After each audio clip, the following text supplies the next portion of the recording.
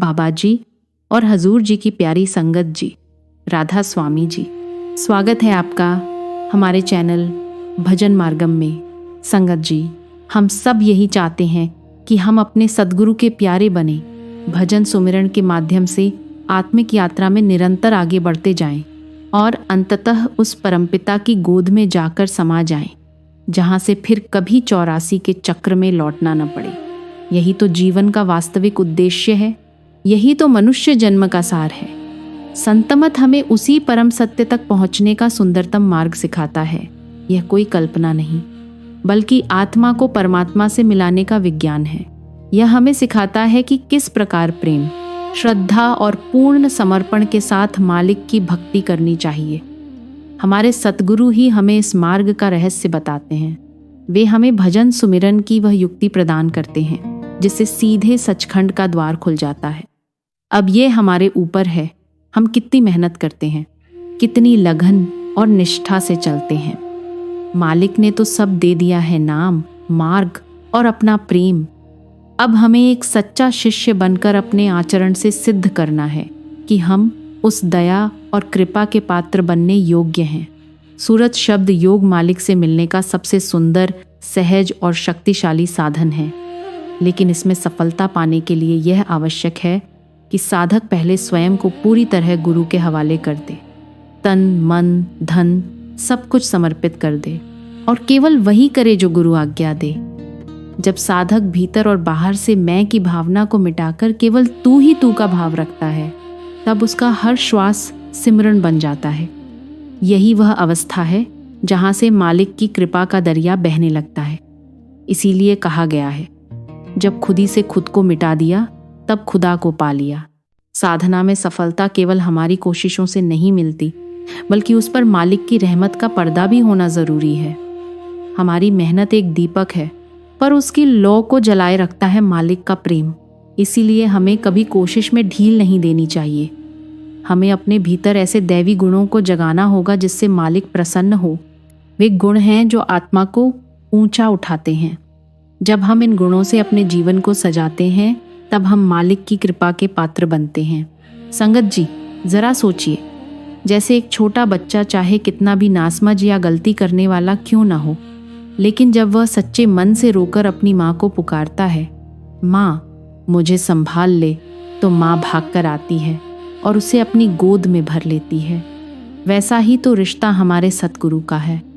वह प्रेम के सागर हैं, अनंत करुणा और दया से भरे हुए।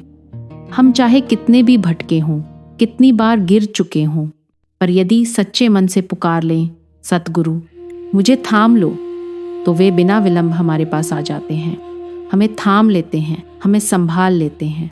इसीलिए संगत जी, इस मार्ग पर चलने के लिए हमें एक भिखारी की तरह चलना होगा, जो प्रेम की कृपा की भीख मांगता है, जो अपने अहंकार का कटोरा खाली कर देता है ताकि उसमें केवल मालिक का नाम भरा जा सके। जब हम प्रेम के भिखारी बनते हैं, तभी हमें उसका खजाना मिलता है। संगत जी, यह वीडियो हर उस प्रेमी के लिए है जो एक सच्चा खोजी है, जो इस राह पर सफलता पाना चाहता है, जो अपने दिल में मालिक से मिलने की तीव्र तड़प संजोए बैठा है।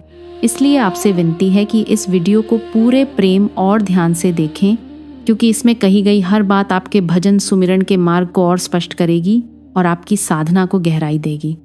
संगत जी, आगे बढ़ने से पहले आपसे एक छोटी सी विनती है, जल्दी से हमारे चैनल भजन मार्गम को सब्सक्राइब कर लें, ताकि ऐसे ही आध्यात्मिक ज्ञान आप तक निरंतर पहुंचता रहे।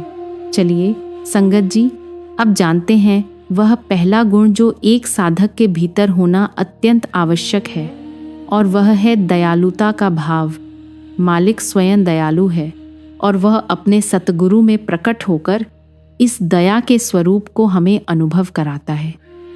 जब साधक यह समझ लेता है कि गुरु ही उस करुणामयी शक्ति का जीवंत रूप है, तब उसके भीतर स्वाभाविक रूप से करुणा, सहानुभूति और प्रेम के भाव जागने लगते हैं। जिज्ञासु के मन में जब दया का भाव स्थिर होता है, तो वह अपने व्यवहार, अपने शब्दों और अपने कर्मों से किसी भी जीव को पीड़ा नहीं पहुंचाता। वह दूसरों के दुहख को देखकर व्याकुल हो उठता है, उसका हृदय जैसे पिघल जाता है और वह हर संभव प्रयास करता है कि किसी की आंखों में आंसू न आने पाए।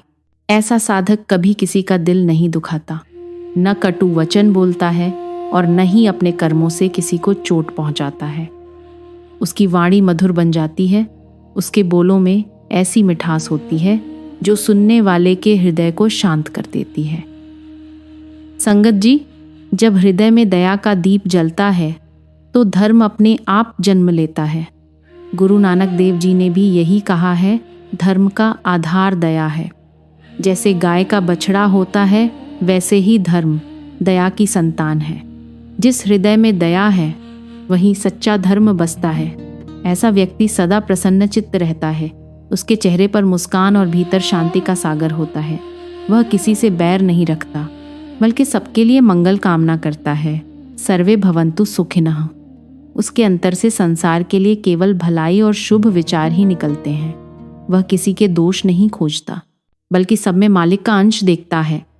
संगत जी, यही वह पहला कदम है जो साधक को प्रभु के समीप ले जाता है, क्योंकि दया वही द्वार है जिससे होकर प्रेम और भक्ति भीतर प्रवेश करते हैं। जब मन दया से भर जाता है, तब भीतर का पत्थर पिघलकर प्रेम की धाराओं में बदल जाता है, और तब साधक को अनुभव होता है कि गुरु की कृपा भी उसी हृदय में उतरती है जो कोमल और दयावान हो। संगत जी, चलिए जानते हैं दूसरा गुण जो एक साधक के भीतर होना अत्यंत आवश्यक है, और वह है क्षमा का गुण। जिस हृदय में दया का भाव स्थिर होता है, उसमें स्वाभाविक रूप से क्षमा का गुण भी जन्म लेता है। जब साधक किसी की भूल या अपराध को देखकर उसे सहन करता है और क्षमा कर देता है, तो मन में जलन, क्रोध और क्लेश का कोई स्थान नहीं बचता। क्षमा का यह भाव उसके भीतर शांति और संतोष की स्थिति स्थापित कर देता है, और वह दूसरों की त्रुटियों को देखकर भी दुखित नहीं होता। संगत जी, क्षमा केवल दूसरों के लिए नहीं, बल्कि अपने लिए भी अनमोल वरदान है। जब हम किसी की गलती को मन में जगह दिए बिना क्षमा कर देते हैं, तो हमारा मन हल्का हो जाता है, मनोविकार दूर होते हैं और हम वास्तविक खुशी का अनुभव करते हैं। क्षमाशील हृदय वाला व्यक्ति कभी स्थायी रूप से परेशान नहीं होता, क्योंकि वह जानता है कि जो भी क्रोध और द्वेष वह अपने मन में पालता, वह केवल उसके आत्मिक विकास में बाधा डालता। इस प्रकार दया और क्षमा दोनों मिलकर साधक के जीवन को सरल, निर्मल और आनंदपूर्ण बनाते हैं। जो व्यक्ति दया और क्षमा के मार्ग पर चलता है, वह न केवल अपने लिए बल्कि समाज के लिए भी शांति और प्रेम का स्रोत बन जाता है। यही गुण साधक को गुरु के निकट लाता है और उसके भजन सुमिरन को और भी प्रभावशाली बनाता है, क्योंकि जहाँ क्षमा है वहाँ प्रेम, भक्ति और आंतरिक शांति अपने आप प्रवेश कर जाती है। संगत जी, चलिए जानते हैं तीसरा गुण जो एक साधक के जीवन में अत्यंत आवश्यक है, वह है संतोष। साधक को सत्य, संतोष और दया को अपने हृदय में धारण करना चाहिए, क्योंकि यही सभी कर्मों का सार है। जब साधक संतोष का भाव अपनाता है, तो वह दूसरों की उन्नति देखकर भी अपने वर्तमान हालात में संतुष्ट रहता है। उसकी दृष्टि किसी पराये धन, शोहरत या ऐश्वर्य की ओर नहीं जाती। वह अपने हाथों से ईमानदारी और मेहनत करके अपने जीवन की आवश्यकताओं को पूरा करता है और अपनी परिस्थितियों में प्रसन्नचित्त रहता है। संतोष के आने से मन की असंख्य इच्छाएं अपने आप कम होने लगती हैं। जब चाह कम होती है, तो उसके साथ ही चिंता और तनाव भी दूर हो जाते हैं। संगत जी, ध्यान दीजिए, जहाँ संतोष का वास होता है, वहाँ स्वाभाविक रूप से शांति, सुख और बरकतें अपने आप निवास करती हैं।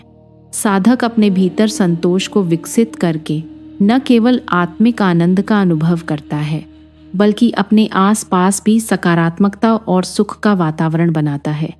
यही संतोष उसे भौतिक और आत्मिक दोनों तरह के दुहैकों से मुक्त करता है और उसे मालिक के समीप लाने वाले मार्ग पर स्थिरता प्रदान करता है। संगत जी, संतोष का अर्थ यह नहीं है कि हमें गरीबी में ही जीना है या आगे बढ़ने की इच्छा छोड़ देनी है। संतोष का वास्तविक अर्थ है, मेरे पास वह सब कुछ है जिसकी मुझे आवश्यकता है, और मुझे वह नहीं चाहिए जिसकी आवश्यकता नहीं है। जब यह भाव हमारे भीतर दृढ़ हो जाता है, तब मन शिकायत करना छोड़ देता है। तब हम ये नहीं कहते कि ये नहीं है, वो नहीं है, बल्कि दिल से ये भाव उमड़ता है, मालिक ने तो बहुत कुछ दिया है, कोई कमी नहीं है। बाबा जी भी अक्सर समझाते हैं कि संतोष का मतलब यह नहीं कि मेहनत मत करो या आगे मत बढ़ो। वे कहते हैं कर्म करते रहो, आगे बढ़ते रहो, पर मन में संतोष रखो। अगर पैसा कमाने के साथ हमारी रातों की नींद उड़ जाए, मन बेचैन हो जाए और भीतर की शांति खो जाए, तो फिर उस धन का क्या लाभ। असली अमीरी तो वही है जिसमें मन शांत हो, हृदय कृतज्ञ हो और आत्मा तृप्त। संतोष का भाव आने पर इच्छाएं अपने आप कम होने लगती हैं। फिर साधक बाहरी वस्तुओं की बजाय भीतर के सुख की तलाश करने लगता है। संगत जी, यही वह अवस्था है जब दिल से आवाज़ निकलती है, मालिक तूने बहुत कुछ दिया, तेरा लाख लाख शुक्र है। जब हम यह अनुभव करते हैं कि हमारे पास पहले से ही मालिक का अनमोल वरदान है, जीवन, परिवार, भजन सुमिरन का अवसर और गुरु का सहारा, तब भीतर एक गहरी शांति उतर आती है। यही सच्चा संतोष है जो साधक को संसार की दौड़ से अलग करके प्रभु के चरणों में स्थिर कर देता है। संगत जी, चलिए जानते हैं चौथा गुण जो एक साधक के लिए अत्यंत महत्वपूर्ण है, वह है सत्य का भाव। साधक को सत्य को अपने अंतर में धारण करना चाहिए। जिस हृदय में सत्य का निवास होता है वह स्वतः सत्य स्वरूप हो जाता है। मालिक स्वयं सत्य है, इसीलिए उसे वही पसंद है जो सत्य है। इसी कारण साधक को केवल सच बोलना ही नहीं, बल्कि अपने कार्य, आचरण और विचारों में भी सत्य का पालन करना चाहिए। उसका हर विचार, हर निर्णय और हर कर्म सत्य के आदर्श के अनुरूप होना चाहिए। संगत जी, जब किसी साधक की सूरत, ध्यान और चेतना सच्ची होती है तो उसका पूरा जीवन सत्य के अनुरूप ढल जाता है। उसका हर व्यवहार न केवल ईमानदार होता है, बल्कि उसमें निडरता और साहस भी झलकता है। ऐसा व्यक्ति आठों पहर मालिक के साथ जुड़ा रहता है, क्योंकि उसका जीवन सच और धर्म के मार्ग पर स्थिर होता है। वह न केवल स्वयं सत्य के मार्ग पर चलता है, बल्कि दूसरों को भी इस मार्ग की ओर प्रेरित करता है। परंतु ध्यान रहे कि सत्य बोलते समय दयालुता का भाव भी बना रहे, ताकि किसी के दिल को चोट न पहुंचे। सत्य और दया का मेल ही वह शक्ति है जो साधक को आत्मिक रूप से मजबूत बनाती है और उसे मालिक के समीप ले जाती है। संगत जी, सत्य का यह भाव मन और वचन तथा कर्म में जब एक साथ उतरता है तो साधक का जीवन शांति, स्थिरता और प्रभु की कृपा से परिपूर्ण हो जाता है। संगत जी, चलिए जानते हैं पांचवा गुण जो एक साधक के लिए अत्यंत आवश्यक है, वह है मधुर वाणी और हासमुख व्यक्तित्व। साधक को सुसंस्कृत, सुशील और हासमुख होना चाहिए, क्योंकि ये है उसकी इंसानी शान और सज्जनता का परिचायक है। जब साधक धनवान होता है तो वह अपने लिए धन का उपयोग करता है, परंतु उसके व्यक्तित्व के ये गुण दूसरों पर गहरा प्रभाव डालते हैं। संगत जी, साधक का प्रेम पूर्ण व्यवहार, मधुर वाणी और हंसमुख स्वभाव न केवल उसके आसपास के लोगों के हृदय को छूता है, बल्कि समाज में भी उसकी प्रतिष्ठा और सम्मान बढ़ाता है। ऐसे गुण साधक को सभी के बीच प्रिय बनाते हैं और उसके संपर्क में आने वाले लोग स्वयं भी सकारात्मक और शांतिपूर्ण महसूस करते हैं। यह न केवल सांसारिक सुख और स्नेह का मार्ग खोलता है, बल्कि आत्मिक दृष्टि से भी इसका अत्यधिक महत्व है। जो साधक इन गुणों को धारण करता है वह दोनों लोकों में सुखी रहता है। न केवल अपने भीतर की शांति और प्रसन्नता का अनुभव करता है, बल्कि अपने आचरण से दूसरों के जीवन में भी सुख और सौहार्द का संचार करता है। संगत जी, यही साधक के जीवन का सौंदर्य और असली महिमा है, जो उसे मालिक के निकट लाने वाले मार्ग को और भी सुगम बनाती है। संगत जी, चलिए जानते हैं छठा गुण जो एक साधक के जीवन में अत्यंत महत्वपूर्ण है, वह है दान और उदारता का भाव। मालिक और सद्गुरु ही हमारे सच्चे दाता हैं और हम सभी उनके द्वारा प्रदत्त भोग और अवसरों के हिस्सेदार हैं। हम सब उसी मालिक पिता के बच्चे हैं, इसलिए जो कुछ भी वह हमें देता है उस पर हम सबका समान अधिकार है। ऐसे में दुहखी, दीन, अनाथ और मोहताजों के साथ बांटकर खाने और अपनी संपत्ति का उपयोग करने में ही सच्चा धर्म और साधक का सौंदर्य निहित है। संगत जी, दान केवल तब सार्थक होता है जब उसमें दयालुता और प्रेम का भाव शामिल हो। दानी का हृदय उदार और कोमल होता है और उसके द्वारा दिया गया हर दान न केवल समाज में राहत पहुंचाता है, बल्कि उसके अपने भीतर भी आध्यात्मिक आनंद और संतोष पैदा करता है।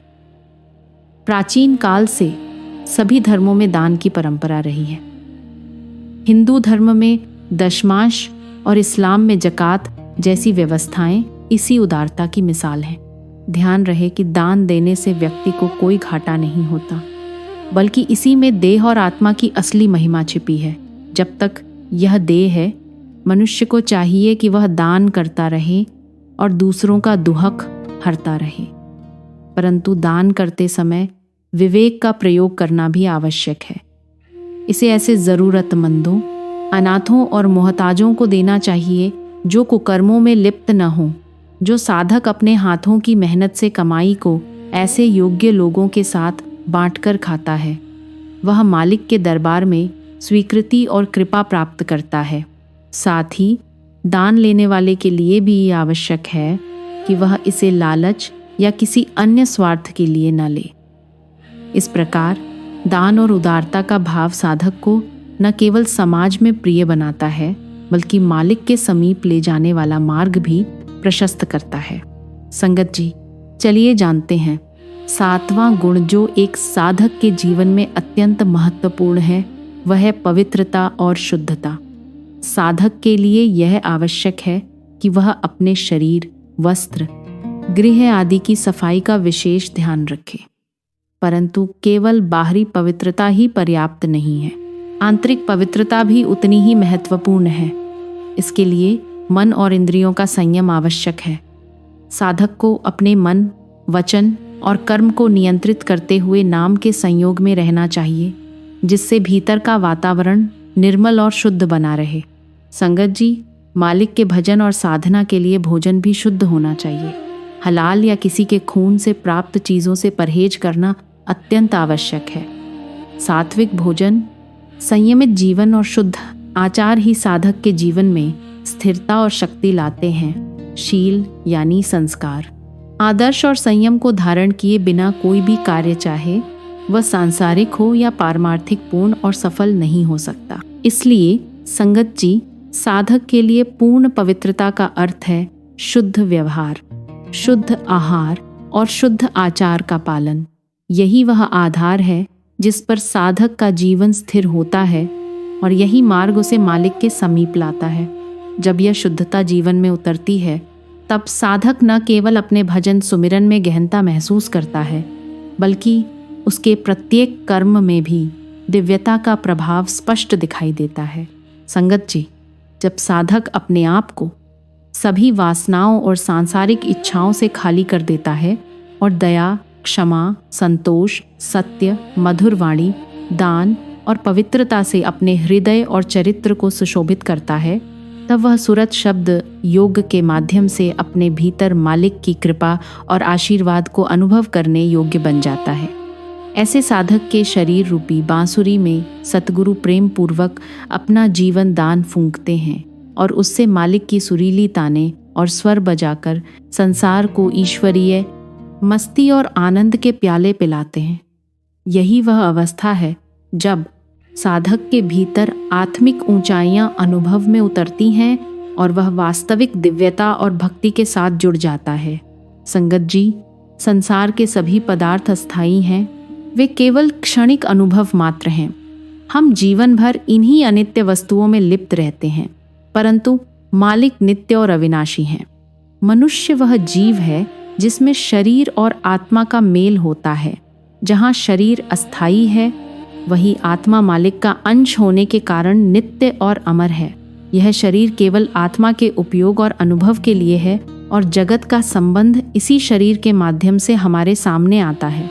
इसलिए इसका पालन पोषण, जीवन के साधन और कार्य करना आवश्यक है, परंतु इसे केवल बाहरी शोभा के लिए नहीं, बल्कि आत्मा के अनुभव और विकास के लिए समझना चाहिए। संगत जी, हम शरीर और बाहरी विद्याओं के बारे में बहुत कुछ जानते हैं, पर अपने आप के बारे में, अपने भीतर की वास्तविक आत्मा के स्वरूप के बारे में लगभग कुछ भी नहीं जानते। संत महात्माओं के पास बैठकर हमें यह स्पष्ट समझ आती है कि जीवन अस्थायी है और मृत्यु निश्चित। आयु दिन प्रतिदिन घट रही है। हर एक दिन, हर एक घंटा, हर एक मिनट और हर एक सेकंड हमें मृत्यु के निकट ले जा रहा है। यह संसार रहने का स्थायी स्थान नहीं है। प्रत्येक जीव को अपनी अवधि समाप्त होने पर यहाँ से जाना पड़ता है। इसके आकर्षक रंग और मोह में फांसकर अपने वास्तविक लक्ष्य को भूलना नहीं चाहिए। मृत्यु के समय जब आत्मा शरीर को छोड़ती है, तब तन, धन और सभी सांसारिक वस्तुएं तिनके समान भी मूल्य नहीं रखती। जीवन का असली मूल्य इस बात में है कि हमें निश्चय पूर्वक मालिक के साथ मिलना है। नाम के साथ जुड़ने से ही आत्मा और शरीर की सच्ची प्रतिष्ठा बढ़ती है। इस देह में केवल आत्मा ही सारमय और अमर पदार्थ है और इसे पहचानने की चिंता करना साधक का सर्वोच्च कर्तव्य है। नाम अनमोल है और सतगुरु से यह नाम लेकर मनुष्य जीवन को सफल बनाना चाहिए, जो लोक और परलोक दोनों में सहायक होता है। संगत जी, मनुष्य जन्म अत्यंत दुर्लभ है और यह मालिक से मिलने का अवसर है। हमारे किए गए सभी कार्य शरीर और उसकी इच्छाओं से जुड़े हैं। इन सांसारिक धंधों में हमारी आत्मा को कोई लाभ नहीं मिलता। सच्चे लाभ का साधन केवल साध संगति और नाम की प्राप्ति है। अतः इस मनुष्य जीवन को मालिक की भक्ति, सत्संग और नाम स्मरण में लगाना ही वास्तविक लाभकारी मार्ग है। जैसा कि गुरु नानक देव जी ने कहा है, भई परापति मानुख देहुरिया, गोविंद मिलन की एह तेरी बरिया, अवरी काज तेरे कित्ते ना काम, मिलू साध संगति भजू केवल नाम। संगत जी, यही हमारा सर्वोच्च उद्देश्य होना चाहिए। साध संगति में रहकर, नाम का स्मरण करके जीवन को सार्थक बनाना और आत्मा को मालिक के समीप पहुंचाना। आज हमने संगत जी परमार्थ के स्वाभाविक और अटल साधनों का वर्णन किया, जो गुरुमुख होकर अपनाए जाएं तो साधक उन्हीं ऊंचाइयों तक पहुंच सकता है जहां मुशी मुनि, नबी, रसूल और संत महात्मा पहुंच चुके हैं। यह मार्ग केवल ज्ञान या अभ्यास का नहीं, बल्कि हृदय और चरित्र के रूपांतरण का है। जब हम इन गुणों को जीवन में उतारकर गुरुमुख होकर भजन, सुमिरन और सत्संग में प्रगाढ़ होते हैं, तब हमारी साधना हमें उन अनुभवों और ऊंचाइयों तक ले जाती है जहां आत्मा और मालिक का मिलन वास्तविक रूप में होता है और साधक स्वयं ईश्वरीयता और दिव्यता का दाता बनकर संसार में प्रेम, शांति और आनंद का संचार करता है। संगत जी, हमें यह समझ लेना चाहिए कि जीवन केवल शरीर और उसके सुख दुख तक सीमित नहीं है।